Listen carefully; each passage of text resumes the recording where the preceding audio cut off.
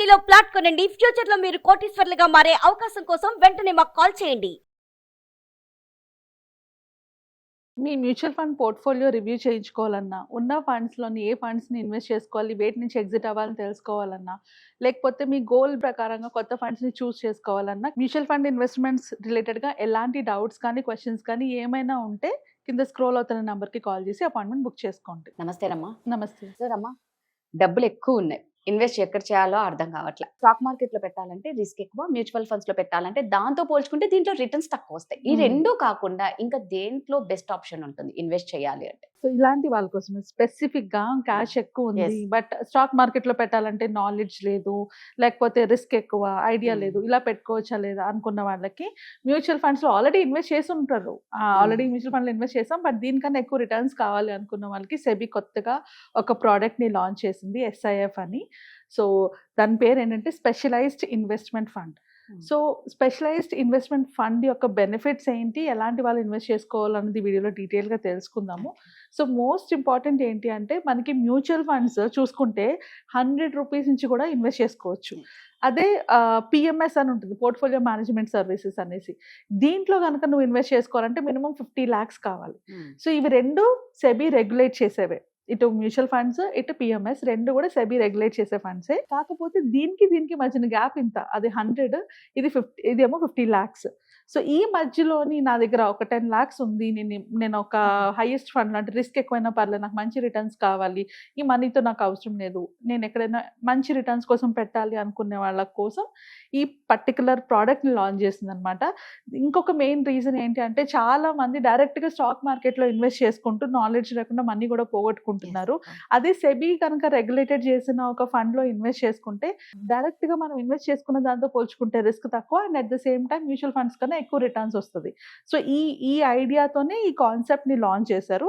ఇది April 2025 నుంచే SEBI announce చేస్తూ వచ్చింది. బట్ ఫండ్స్ ఇప్పుడు రిలీజ్ అవ్వడం స్టార్ట్ అయ్యాయి, కొత్త ఫండ్స్, ఎస్ఐఎఫ్ ఫండ్స్ ఇప్పటి నుంచి లాంచ్ అవడం వల్ల దీని మీద చాలా మందికి ఇంట్రెస్ట్ కలిగింది. సో వై ఎస్ఐఎఫ్, అసలు ఎందుకు ఎస్ఐఎఫ్లో పెట్టాలి అంటే మెయిన్ మోస్ట్ ఇంపార్టెంట్ ఏంటి అంటే ఇది కూడా సెబీ రెగ్యులేటర్లోకే వస్తుంది, సెబీ రెగ్యులేట్ చేస్తుంది దీన్ని కూడా. బట్ మ్యూచువల్ ఫండ్స్లో ఉన్నంత స్ట్రిక్ట్ కాదు, ఎందుకంటే ఇది స్పెసిఫిక్గా హై రిస్క్ అపెటైట్ ఉన్న వాళ్ళ కోసం లాంచ్ చేసిన ప్రోడక్ట్ కాబట్టి రిస్క్ ఎక్కువ తీసుకున్న వాళ్ళకి తెలుసు ఒకవేళ వస్తే మంచి రిటర్న్స్ వస్తే లేదా క్యాపిటల్ కూడా పోతుంది అని ప్రిపేర్ అయిన వాళ్ళ గురించి. ఎందుకంటే ఇప్పుడు చాలా మంది ఎస్ఐపీస్లో ఇన్వెస్ట్ చేస్తూనే ఉన్నారు, ఎస్ఐపి ఇన్ఫ్లో ఎక్కువైంది, కొందరు పోర్ట్ఫోలియోస్ కూడా క్రియేట్ చేస్తున్నారు. 40 lakhs 50 lakhs పోర్ట్ఫోలియో అవుతుంది. ఇప్పుడు నాకు నెక్స్ట్ ఇంతకన్నా బెటర్ ఆప్షన్ ఉంది కావాలి అనుకున్న వాళ్ళకి. సో అందు గురించి ఈ పర్టికులర్ ప్రోడక్ట్ని లాంచ్ చేసింది సెబీ. సో ఇందులోని మినిమం అమౌంట్ ఇన్వెస్ట్ చేయడానికి 10 lakhs కావాలి. So minimum 1 time 10 lakhs invest చేయాలి పర్ ప్యాన్ అనమాట, పర్ ఏఎంసీ. అంటే ఏంటి, ఆ ఏఎంసీలోని ఎన్ని ఫండ్స్ ఉన్నా అన్నింటిలో కూడా 10 lakhs అయితే ఇన్వెస్ట్మెంట్ ఖచ్చితంగా చేయాలి. మినిమం అమౌంట్ అంత ఉంటేనే అలౌ చేస్తారు. సో చిన్న అమౌంట్స్కి కాదు. అండ్ చిన్న రిస్క్ అంటే ఇప్పుడు నా దగ్గర మొత్తం ఉన్నదే 10 lakhs, నేను తీసుకెళ్ళి ఎస్ఐఎఫ్లో పెట్టుకోవచ్చు అంటే అడ్వైజర్స్ దగ్గరికి వెళ్తే మాత్రం 100% అది రైట్ కాదు. ఇది ఓన్లీ ఎక్సెసివ్ క్యాష్ ఉన్న వాళ్ళు, నా దగ్గర చాలా అమౌంట్ ఉంది, నేను ఆల్రెడీ మ్యూచువల్ ఫండ్స్లో పెట్టా, రియల్ ఎస్టేట్లో పెట్టా, గోల్డ్లో పెట్టా, అన్నిట్లో పెట్టాను, ఇంకా ఇంకెడైనా ఇన్వెస్ట్ చేయాలి అనుకుంటున్న వాళ్ళకి ఇది బెస్ట్ ఆప్షన్. ఎక్కువ రిటర్న్స్ వస్తాయి కాబట్టి ఇక్కడ మనం వెల్త్ క్రియేట్ చేసుకోవచ్చు కాబట్టి. సో ఎలిజిబిలిటీస్ ఫస్ట్ చెప్పుకున్నట్టు 10 lakhs, మినిమం అయితే 10 lakhs per investor per pan ఉండాలి.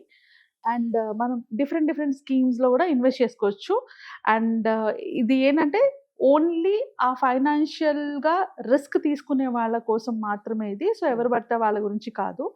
సో రిస్క్ ఎలా ఉంటుందంటే హై రిస్క్ ఉంటుంది. అండ్ సెబీ దీంట్లో కూడా వాళ్ళు ఎలా ప్లాన్ చేశారంటే ఓన్లీ ఒకే టైప్ ఆఫ్ ఇన్వెస్ట్మెంట్లా కాకుండా, అంటే ఓన్లీ ఈక్విటీ ఫండ్స్లా కాకుండా మల్టిపుల్ డిఫరెంట్ ఫండ్స్ ఆప్షన్స్ కూడా దీంట్లో ఉన్నాయి. సో మనకి రఫ్లీ ఒక 4 types ఆఫ్ ఎస్ఐఎఫ్స్ ఉన్నాయి, ఈక్విటీ ఓరియంటెడ్. అవి లాంగ్ షార్ట్ వేరియేషన్లోని సెక్టర్ రొటేషన్లా ఉంటాయి అన్నమాట. ఇది హై రిస్క్ ఉంటుంది, యాజ్ యూజువల్ ఈక్విటీ అయితే హై రిస్క్. ఇంకోటి డెట్ ఓరియంటెడ్, ఇవి కొంచెం మోడరేట్ టు హై రిస్క్ ఉంటుంది. ఇంకోటి హైబ్రిడ్, ఈ 3 main categories of SIF. And ఎస్ఐఎఫ్లో ఇంకొక అడ్వాంటేజ్ ఏంటి అంటే వీళ్ళు ఓన్లీ స్టాక్స్లోనే కాకుండా వాళ్ళు డెరివేటివ్స్లోని, అలానే గోల్డ్ అండ్ సిల్వర్ కామోడిటీస్లోని, రియల్ ఎస్టేట్లోని అన్నిట్లో కూడా ఇన్వెస్ట్ చేస్తారు. So that is why this is more beneficial. అంటే ఇప్పుడు మనం మల్టీ అసెట్ ఫండ్, మ్యూచువల్ ఫండ్తో చూసుకుంటే దిస్ ఈస్ మోర్ బెనిఫిషియల్. ఎందుకంటే వీళ్ళు multiple types of varieties of investment ఆప్షన్స్లో ఇన్వెస్ట్ చేస్తున్నారు కాబట్టి. అలాగే ఇక్కడ మనకి 2 టైప్స్ ఉంటాయి. ఒకటి ఇంటర్వెల్గా ఓపెన్ చేయడం, రెండోది క్లోజ్డ్. అంటే వన్ టైం ఇన్వెస్ట్ చేస్తావు, తర్వాత మళ్ళీ క్లోజ్ అయిపోతుంది. ఆ ఫండ్లో మళ్ళీ ఇన్వెస్ట్ చేయడానికి అవ్వదు. ఇంకొక టైప్ ఆఫ్ ఫండ్లోని మల్టిపుల్ టైమ్స్ అలౌ చేస్తారు ఇన్వెస్ట్ చేసుకోవడానికి. ఇలా 2 టైప్స్ ఆఫ్ ఫండ్స్ ఉన్నాయి ఎస్ఐఎఫ్లోని.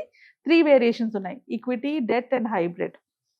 మెయిన్ డ్రాబ్యాక్ ఎస్ఐఎఫ్లో ఏంటి అంటే ఇమీడియట్గా లిక్విడిటీ అవ్వదు. అది మెయిన్ డ్రాబ్యాక్ ఎస్ఐఎఫ్లోని. అంటే ఇప్పుడు మ్యూచువల్ ఫండ్స్లో కనుక మనం విత్డ్రా చేసుకుంటే 2+1 డేస్లో మన అకౌంట్లోకి అమౌంట్ వచ్చేస్తుంది. కానీ ఎస్ఐఎఫ్లో మినిమం 15 వర్కింగ్ డేస్ ఉండాలి.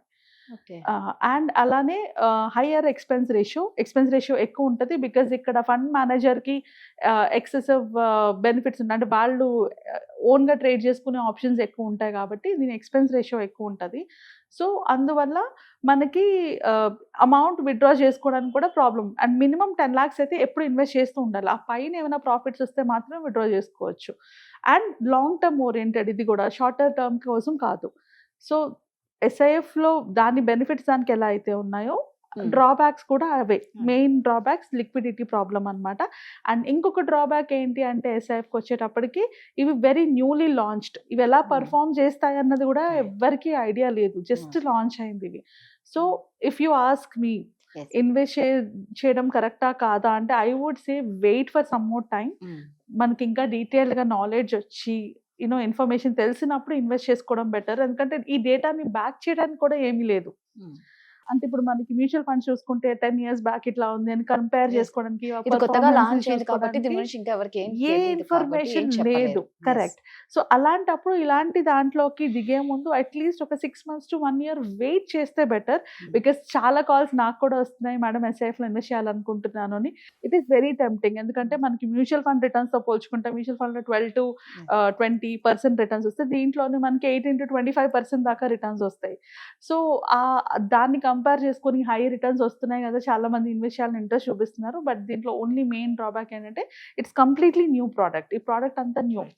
సో దీని గురించి ఇంకొంచెం నాలెడ్జ్ కానీ ఐడియా వచ్చాక ఇన్వెస్ట్ చేసుకుంటే బెటర్.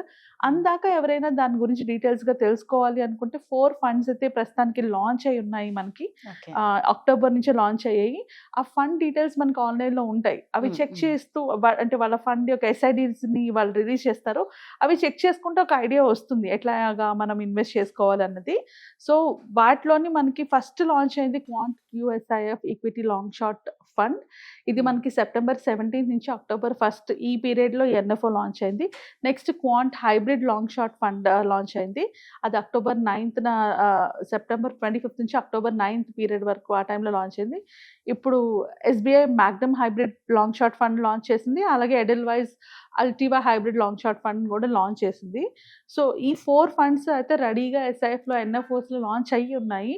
డీటెయిల్స్ కావాలనుకున్నా, వాటి యొక్క పర్ఫార్మెన్సెస్ గురించి కానీ తెలుసుకోవాలనుకున్నా ఎస్ఐడి ఆ ఫండ్ నేమ్ కొడితే వాళ్ళకి వస్తాయి. అది చూసుకొని నాలెడ్జ్ని అయితే పెట్టుకోండి. బట్ ఇమీడియట్గా అయితే ఇన్వెస్ట్ చేయొద్దు. Some time we have to give. అది ఇప్పుడే స్టార్ట్ అయ్యాయి కాబట్టి కొంచెం టైం ఇచ్చి మనం ఒక 6 months అట్లా గ్యాప్ తీసుకొని వీటి పర్ఫార్మెన్సెస్ బట్టి మనం కావాలనుకుంటే నెక్స్ట్ ఇన్వెస్ట్ చేసుకోవచ్చు. Thank you. Thank you.